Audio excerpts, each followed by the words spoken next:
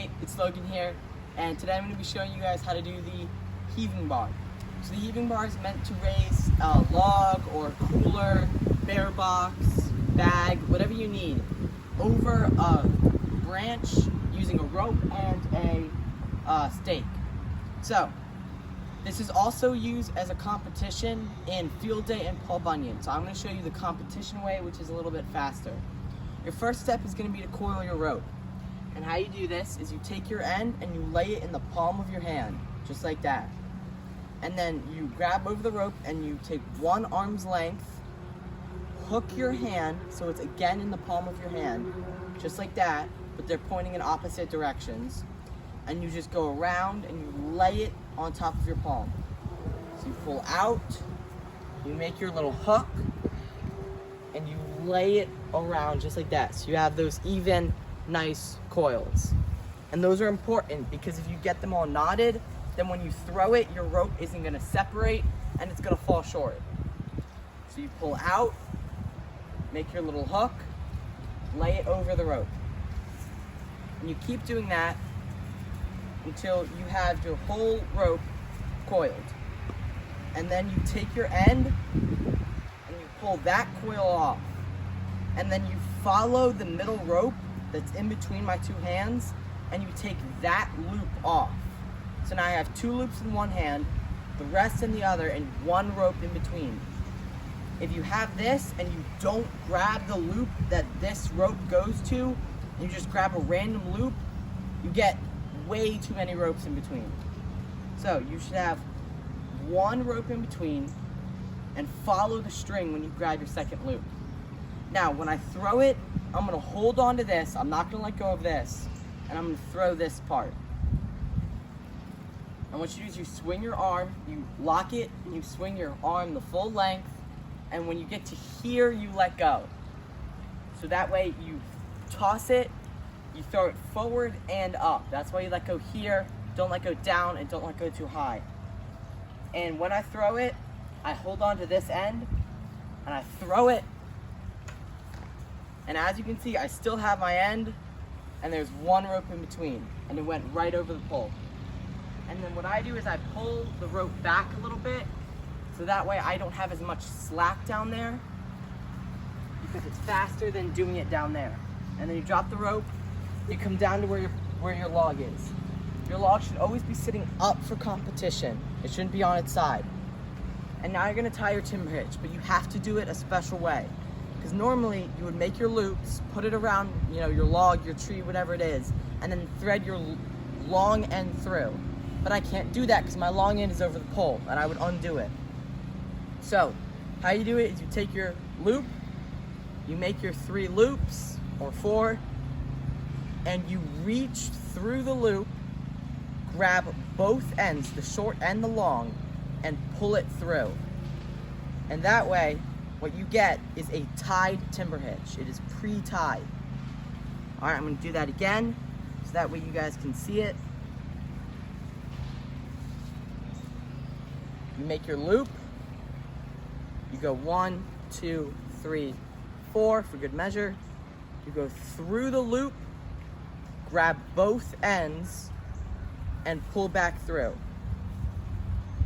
And that way, what you get is a tied timber hitch. It is pre-tied.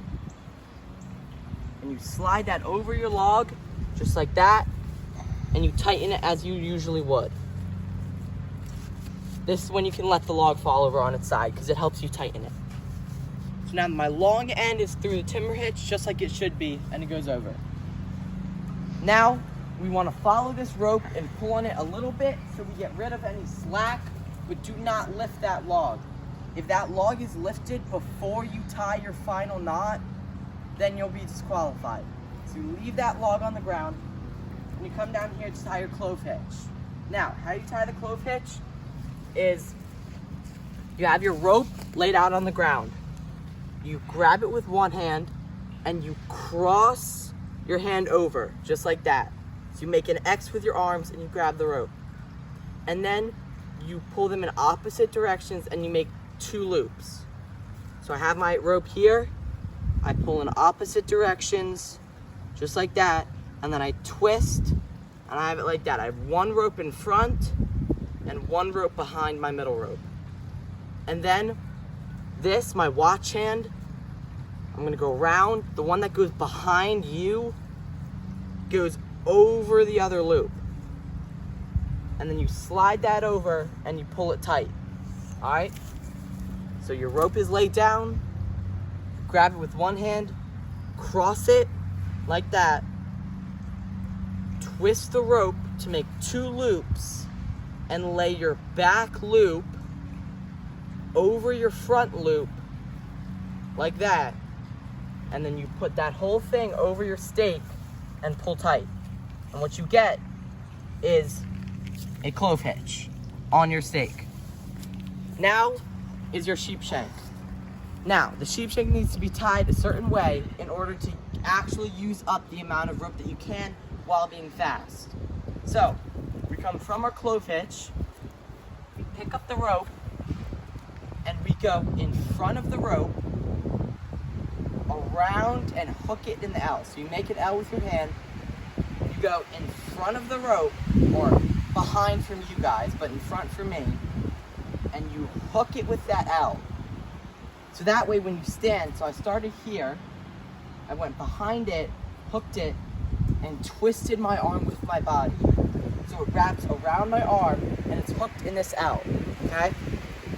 I go in front of it, and hook it around.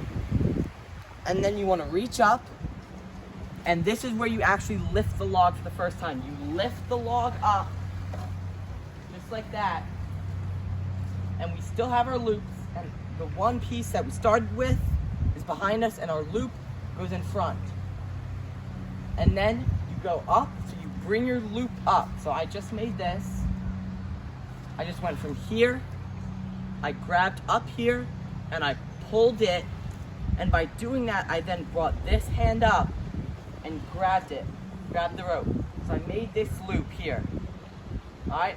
And then you bring it up again, and then you give yourself a little bit of slack. And now this is the really tricky part. So I have this loop here in my fingers, and I have the rope twisted around my wrist. And how I do this is I let the twist fall off of my wrist as I bring the loop through it. Like that. Alright?